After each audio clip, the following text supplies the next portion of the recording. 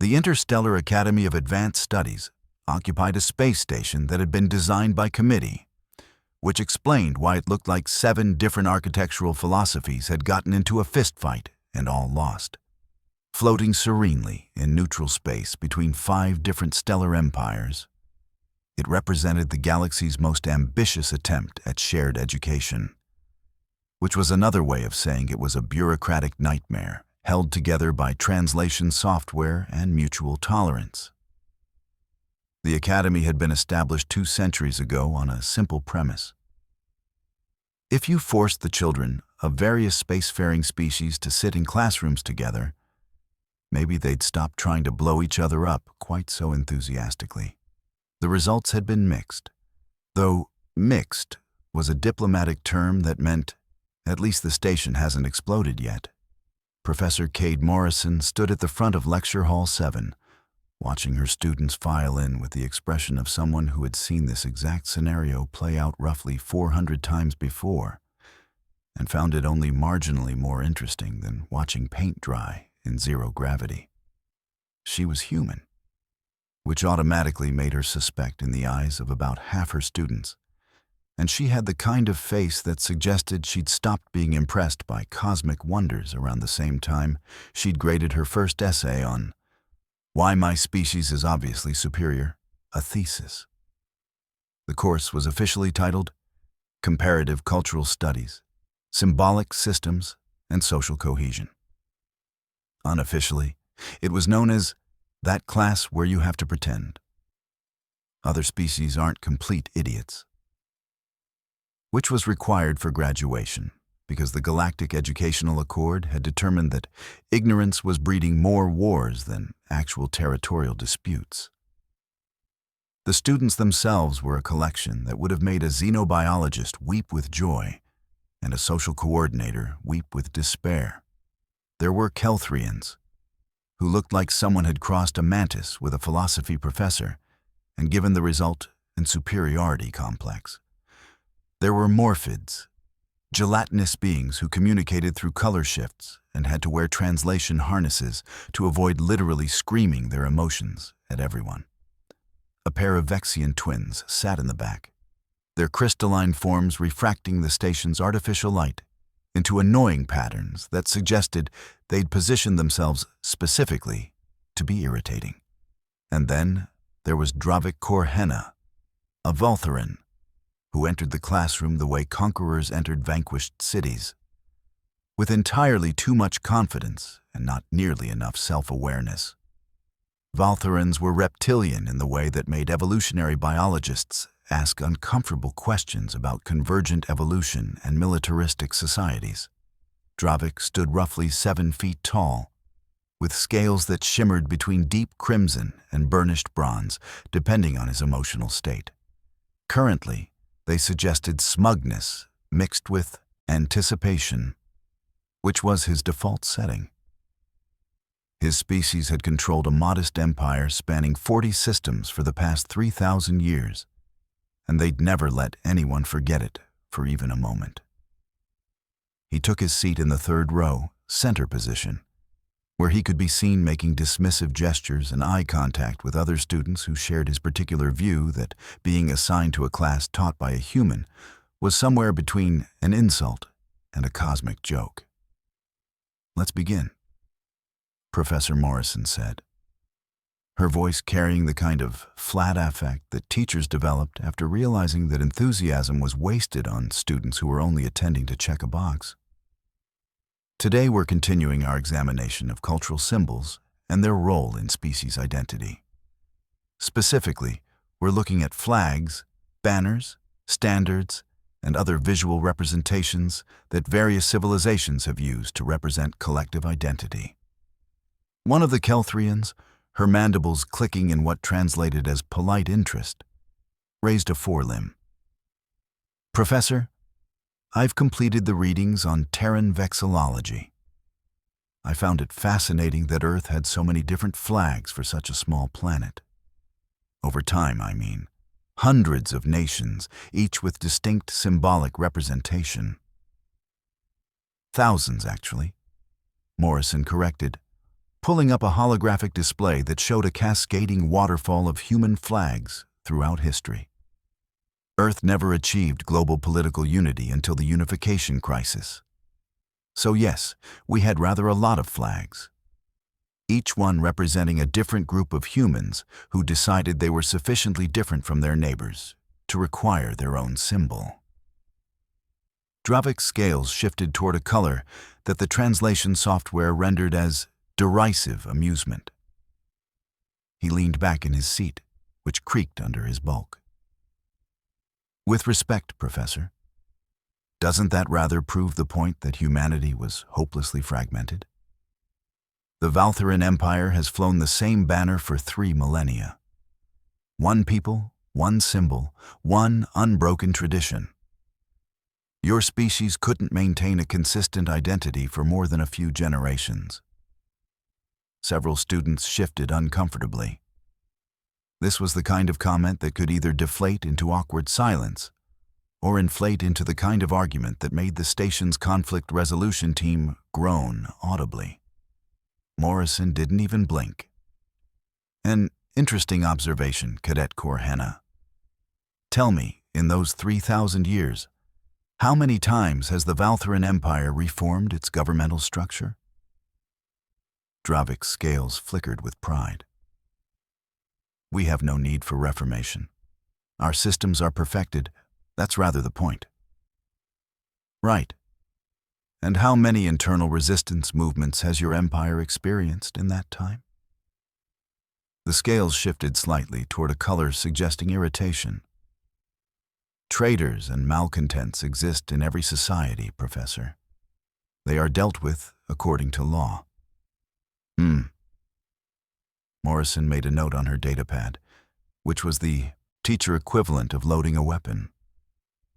And these traitors and malcontents, did any of them ever desecrate the Valthuran banner as part of their resistance? Of course not, Dravik said.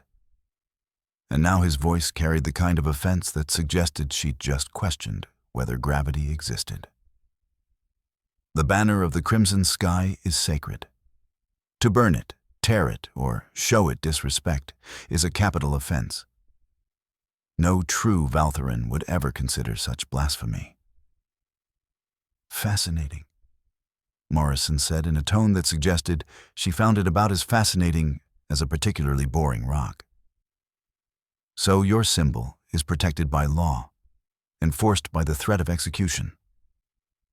It is protected by honor and tradition, Dravik corrected, his scales now fully shifted to aggressive crimson.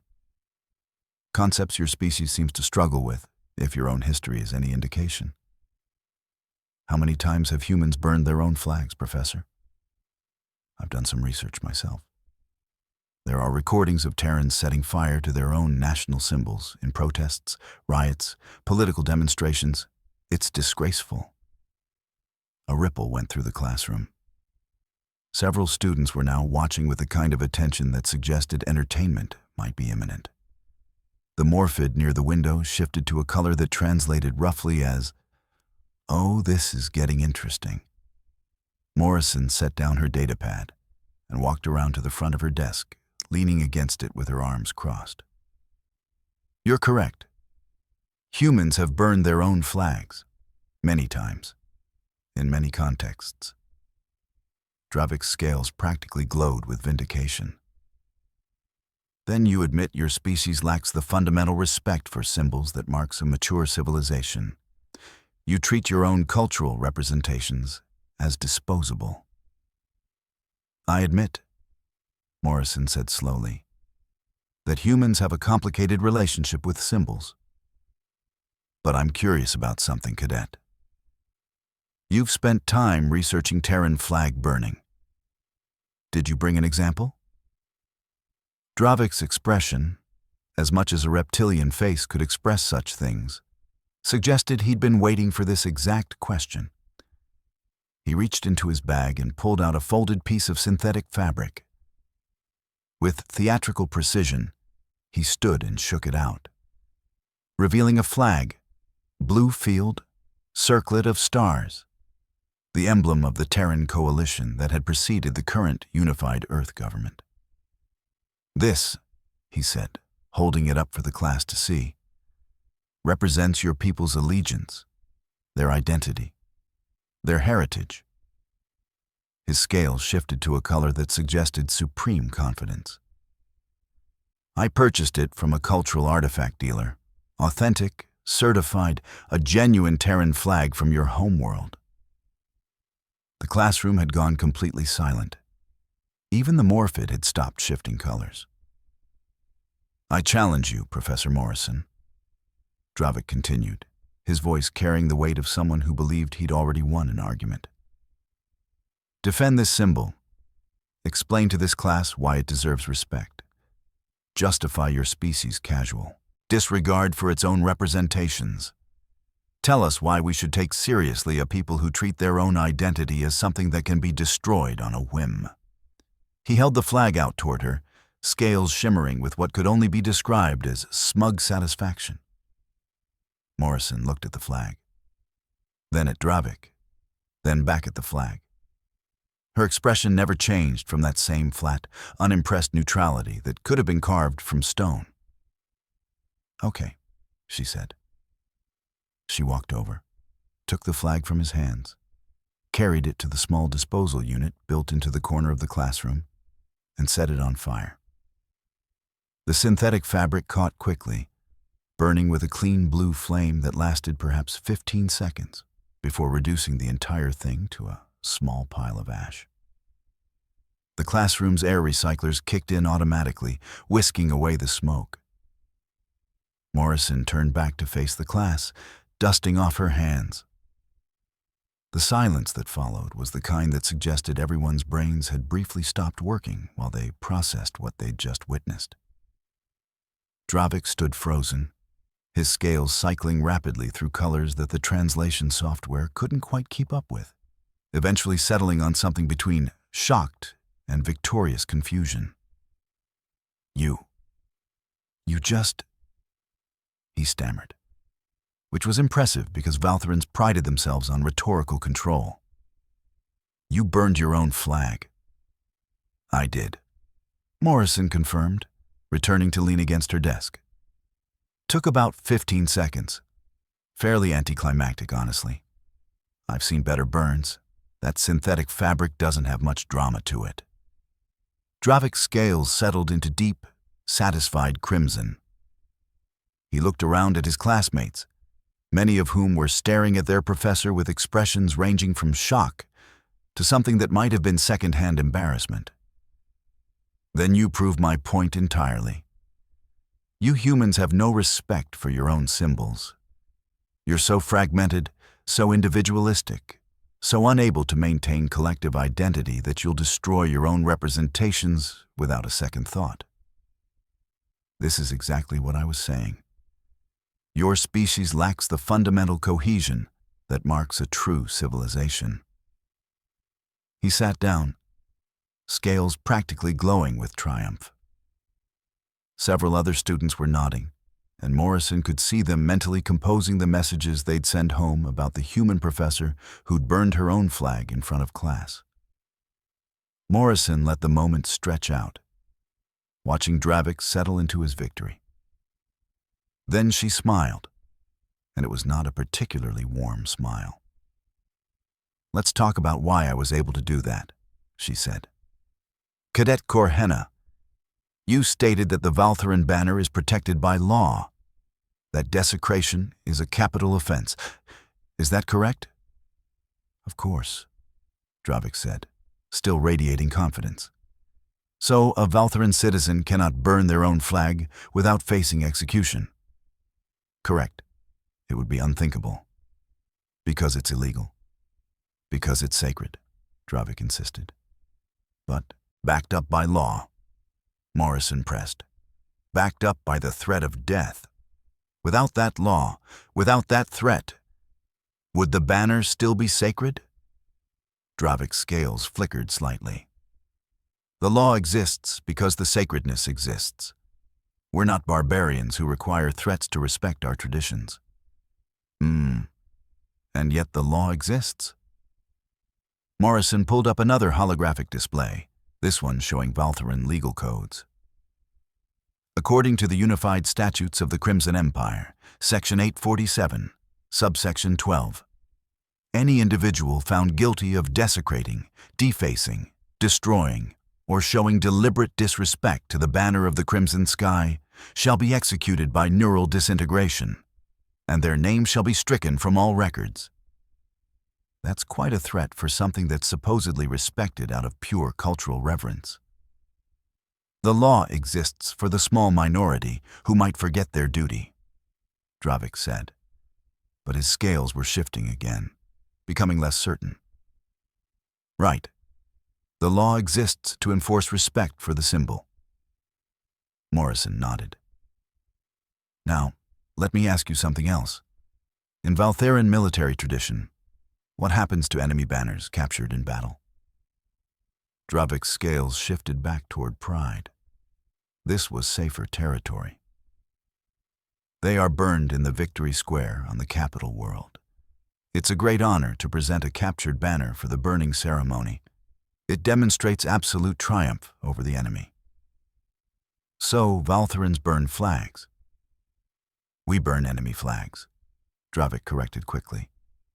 The symbols of defeated foes, it's completely different from burning one's own banner. Is it? Morrison pulled up another display, this one showing historical footage. Because it seems to me you're making the same fundamental assessment, that burning a flag is a powerful symbolic act. You just believe it should only be done to other people's symbols, while being absolutely forbidden for your own. The act itself is powerful enough to be both a war crime and a victory celebration, depending on whose flag is burning.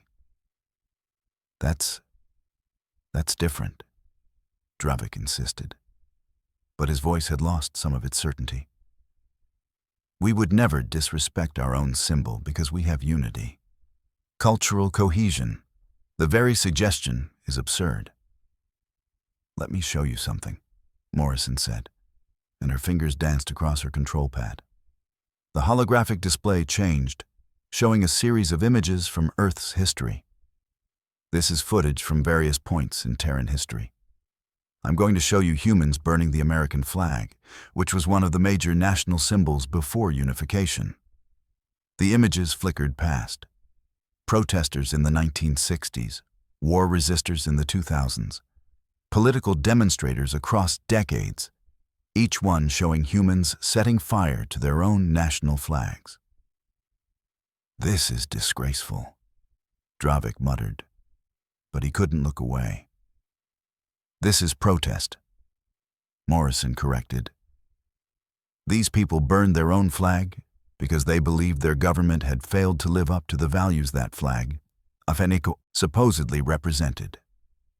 They burned it because they loved their country enough to risk prosecution, social ostracism, and violence to demand it be better. They burned it because they understood something fundamental. The symbol is not the thing it represents.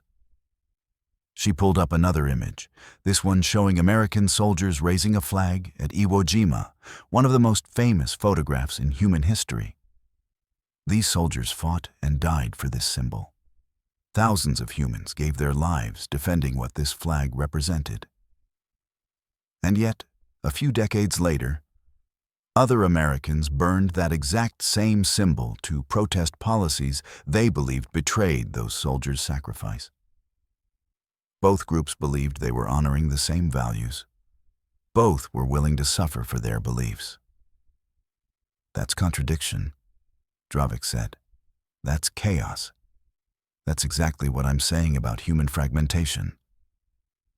That's evolution, Morrison countered. That's a civilization that's constantly questioning itself, constantly trying to live up to its own stated ideals, constantly willing to destroy its own sacred symbols when those symbols become hollow representations instead of living values. She changed the display again, now showing Valthuran history. Let me contrast this with your empire. You've had the same banner for 3,000 years, the same governmental structure, The same legal codes, largely unchanged. And in those 3,000 years, you've had 17 major revolts, each one crushed with overwhelming force. You've never had a successful reform movement originating from within your own population. Every single time your empire has changed, it's been from external pressure or complete systemic collapse. Dravik's scales had shifted to a darker color now, something that suggested defensive anger. We maintain order. We preserve tradition. This is strength, not weakness.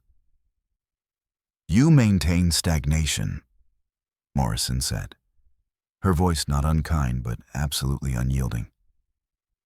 You've created a system where questioning the symbol is literally punishable by death, which means you've made it impossible to question whether the symbol still represents anything meaningful. You've confused the representation with the thing being represented. You worship the map instead of the territory. She walked back toward the flag she'd burned, gesturing at the small pile of ash. I could burn this flag because it's just fabric and dye. The ideas it represents, the values it supposedly embodies, those aren't in the flag. They're in actions, in choices, in the willingness to actually fight for those values even when it's inconvenient. Especially when it's inconvenient. But without respect for the symbol, how do you maintain unity? One of the Kelthrians asked, genuinely curious now. How do you keep a civilization together if anyone can just destroy the representations whenever they disagree? Morrison smiled. That's the thing about humanity that drives other species crazy. We maintain unity through constant argument. We stay together by never quite agreeing on what we're staying together for. It's messy, it's chaotic. It looks like we're always on the verge of flying apart, and sometimes we do fly apart. We've had civil wars, revolutions, political upheavals that would have ended other civilizations. She pulled up another display, this one showing Earth's current status. And yet, here we are, a unified planetary government that took us 4,000 years of recorded history to achieve. We got here not by making our symbols sacred and unchangeable, but by being willing to burn them down and build new ones when they stopped serving us. We got here by making sure that no symbol, no tradition, no law was more important than the living, breathing people it was supposed to serve. Dravik was silent now, his scales a muted gray that suggested deep thought rather than anger. The Valtharan Third Dynasty, Morrison continued, pulling up more historical records. Collapsed in 2847 by Earth calendar. Took the entire empire with it for nearly a century. Do you know why? Economic factors, Dravik said quietly. Resource depletion in the core systems. That's what your histories say, Morrison agreed. But I've read the analysis from external observers. The Kelthrian Institute of Historical Studies did a comprehensive examination. The Third Dynasty collapsed because it couldn't adapt to changing circumstances. The resource depletion was predictable decades in advance, but the governmental structure had no mechanism for fundamental reform. Suggesting changes to how the empire managed resources was treated the same as questioning the empire's legitimacy, which was treated the same as desecrating the banner, which was punishable by death. She let that sink in for a moment. So instead of adapting, instead of reforming, instead of questioning whether the old ways still served the people, the Third Dynasty just kept enforcing the same policies until the entire system collapsed. Millions died. Billions suffered, all because the symbol of the empire had become more important than the actual people living under it. That's a simplification, Dravik said, but his voice lacked conviction. It's always a simplification when we talk about the fall of civilizations, Morrison acknowledged. But the core truth remains. Your ancestors chose to let the empire burn rather than let someone burn the banner. They chose symbolic purity over practical survival. She looked around at the rest of the class. This is what happens when you make symbols sacred. When you make it illegal or unthinkable to question the representations, you make it impossible to question whether those representations still mean anything. You create a system that looks stable and unified from the outside, but is actually rigid and brittle. The first time you encounter a problem that requires fundamental change, you shatter. The morphid had shifted to a deep blue color that translated as thoughtful melancholy. One of the Vexian twins spoke up, their voice chiming like crystal. But Professor, doesn't this create instability? If anyone can reject the symbols at any time, how do you maintain enough cohesion to function as a society? That's the tension, Morrison admitted. And humans haven't solved it perfectly. We've had plenty of moments where the center didn't hold, where we fragmented into violence and chaos because we couldn't agree on what our symbols meant anymore. But here's the thing. We survived those moments. We came out the other side, often with new symbols, new systems, new ways of organizing ourselves. She pulled up a final image. The current flag of unified Earth. A design that incorporated elements from dozens of previous national flags, creating something that was simultaneously familiar and entirely new. This is our current planetary flag. It was designed 50 years ago when we achieved full political integration. It's already controversial. There are movements to change it, to add more representation for this or that group, to modify the symbolism to reflect current values rather than historical compromises. And you'll let them change it? Dravik asked. And there was something in his voice now that wasn't quite mockery anymore. Something closer to genuine curiosity. If enough people agree, absolutely, Morrison said. It's a flag. It's fabric and dye and digital patterns. What matters is whether it still represents something meaningful to the people who live under it. The moment it stops doing that, it's just decoration. She walked back to her desk and picked up her datapad. Now, Cadet Korhena, there's something else you should know about the flag you brought to class. Dravik looked up, scales shifting slightly with renewed attention. It was a fake, Morrison said calmly. I had it made specifically for this lesson. Cost me about 15 credits from a digital fabricator. The proportions were slightly wrong, the color balance was off by about 3%, and the material was completely inauthentic. An actual historical Terran Coalition flag would cost thousands of credits from a legitimate dealer, and I'm certainly not rich enough to buy one just to burn it for pedagogical purposes. The silence that followed was different from before. This wasn't shock. This was the dawning realization of being thoroughly, completely outmaneuvered. You planned this, Dravik said slowly. I planned this, Morrison confirmed. I've been teaching this class for 12 years, Cadet. You're not the first student to bring up human flag burning as evidence of our cultural inferiority. You're not even the first Valtheran to do it. So yes, I keep a cheap reproduction flag ready for exactly this teachable moment. Dravik's scales went through a rapid series of color changes that suggested his emotions were too complicated for the translation software to keep up with. Finally, they settled on a shade that looked like deep purple mixed with bronze, which the software tentatively rendered as embarrassed respect. You set me up, he said. I taught you, Morrison corrected. There's a difference. You came in here believing that respect for symbols equals civilization, that unity requires sacred representations that can never be questioned.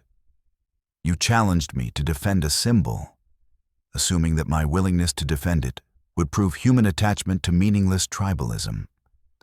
and that my failure to defend it would prove human cultural weakness. She smiled again, and this time it was almost warm. Instead, you got a lesson in why humans burned their way to the stars, while other civilizations polished their banners and wondered why the universe kept changing without their permission.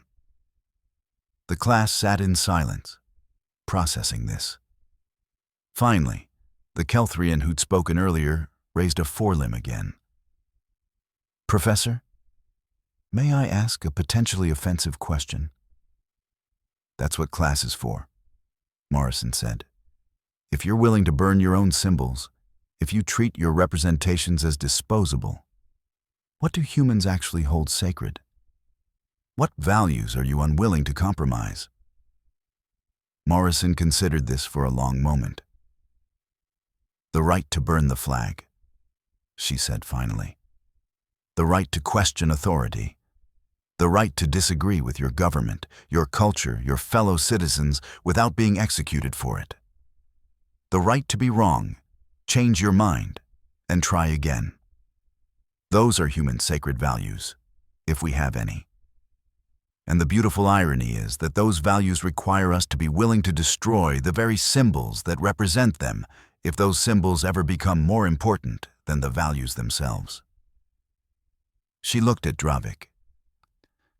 "Your empire makes flag desecration a capital offense because the flag has to be protected by force to remain meaningful. My species protects the right to burn the flag because if we didn't, the flag wouldn't mean anything worth protecting in the first place." Dravik was quiet for a long moment, his scales cycling slowly through colors that suggested deep thought. Finally, he spoke, his voice lacking the confidence it had held at the beginning of class. "You're saying that Valthorans serve the symbol, while humans make the symbol serve them." "I'm saying that Valthorans have confused the symbol with the thing it symbolizes," Morrison said.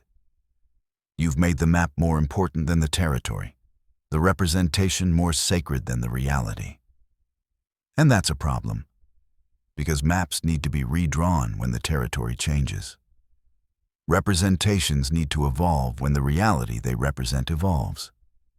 If you can't burn the old map, you can't draw a new one." She saved her notes and looked around at the class.